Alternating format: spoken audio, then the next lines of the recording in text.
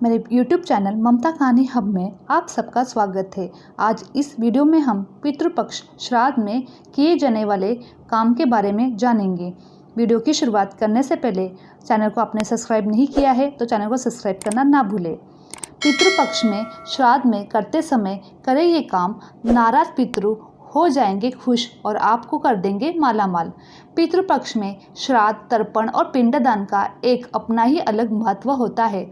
हर साल भाद्रपद मास के शुक्ल पक्ष की पूर्णिमा तिथि के दौरान पितृपक्ष की शुरुआत होती है। पूर्णिमा तिथि का श्राद्ध 29 सितंबर को होगा और इसका समापन पितृ अमावस्या यानी 14 अक्टूबर को होगा। पितृपक्ष में पूर्वजों की मृत्यु की तिथि के अनुसार उनका श्राद्ध किए जाने की परंपरा है। जिस जातक के पूर्वज की मृत्यु हो गई है और उन्हें पितर की मृत्यु का निर्धारित समय पता नहीं है तो ऐसे में जातक सर्वपितृ अमावस्या के दिन पिंडदान कर सकते हैं।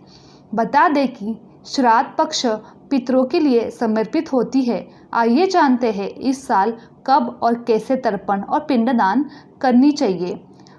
आइए पहले जानते हैं तर्पण के प्रकार। सामान्य शब्दों में कहे तो तृप्त करने की क्रिया को तर्पण कहा जाता है। पितरों के लिए किए गए मुक्ति कर्म को श्राद्ध तथा तंडुल या तिल मिश्रित जल अर्पित करने की क्रिया को तर्पण कहते हैं।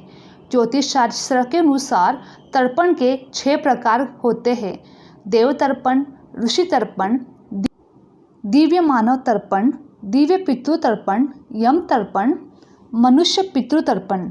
आइए अब जानते हैं कुछ खास नियम के बारे में। श्राद्ध को भोजन पूरी श्रद्धा से बनाना चाहिए। भोजन बनाने से पहले किचन और गैस को अच्छी तरह से साफ कर ले। भोजन में प्याज लहसुन का इस्तेमाल नहीं करना चाहिए।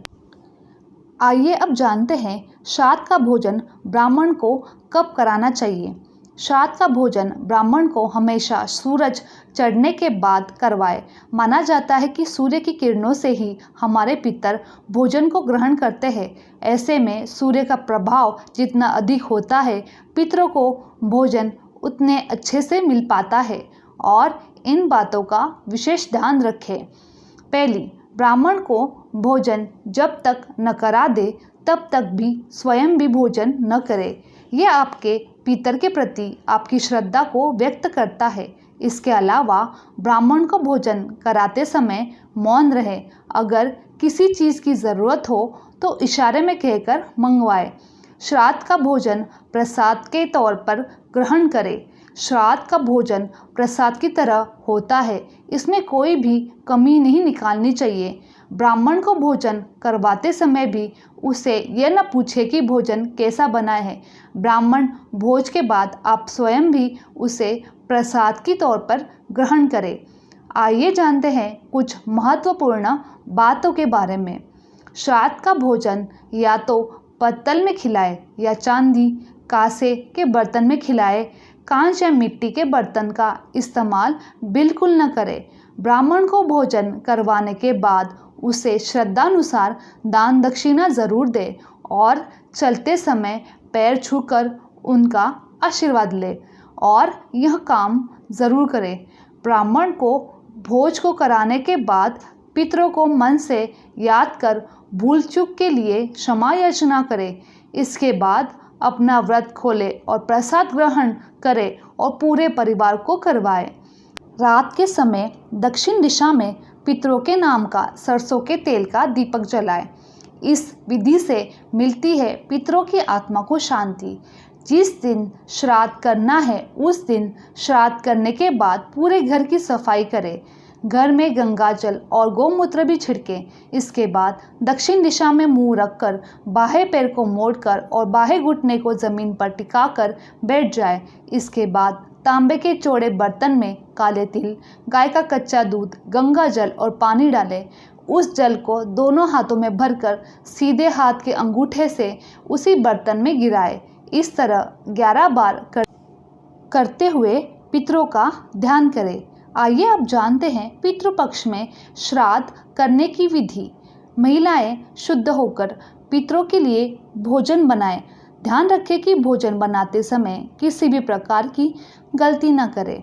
अब आप किसी श्रेष्ठ ब्राह्मण को न्योता देकर बुलाएं, ब्राह्मण को भोजन करवाएं और निमंत्रित ब्राह्मण के पैर धोकर कुछ चीज़ों का दान अवश्य करें। ऐसा करते समय पत्नी आपके दाहिने तरफ होनी चाहिए।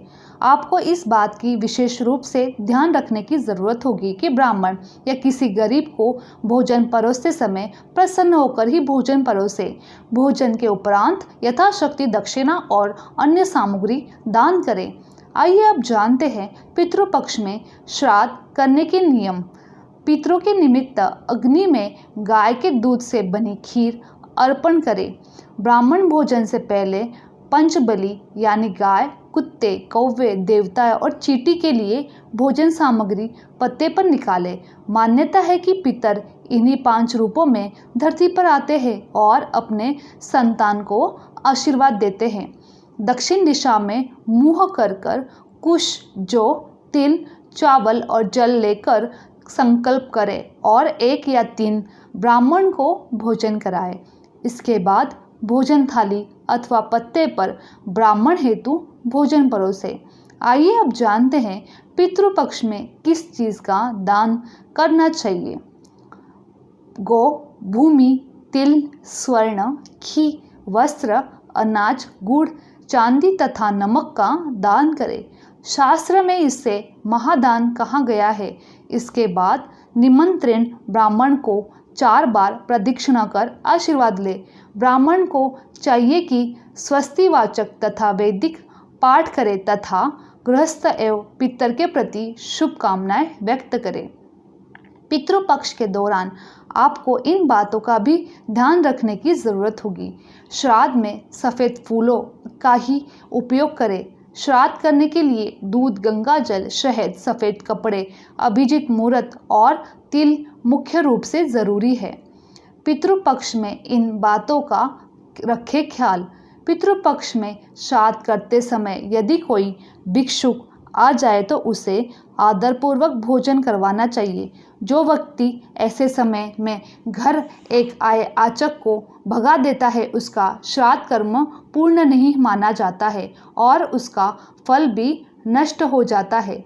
शाम के समय न करे श्राद्ध और शुक्ल पक्ष में रात्रि में और ऐसे दिन जब 2 तिथियों का योग एक ही दिन हो रहा है तथा अपने जन्मदिन पर भी श्राद्ध नहीं करना चाहिए। धर्म ग्रंथों के अनुसार सायंकाल का समय राक्षसों के लिए होता है। यह समय भी कार्यों के लिए निदित है। अंत शाम के समय भी श्राद्ध कर्म नहीं करना चाहिए। पितरों का पसंदीदा भोजन बनाएं।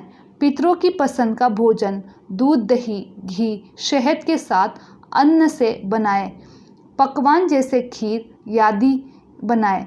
इसीलिए ब्राह्मण को ऐसा भोजन करवाना विशेष ध्यान रखें। तैयार भोजन में से गाय, कुत्ते, कौवों, देवता, चींटी के लिए थोड़ा सा भाग ज़रूर निकालें।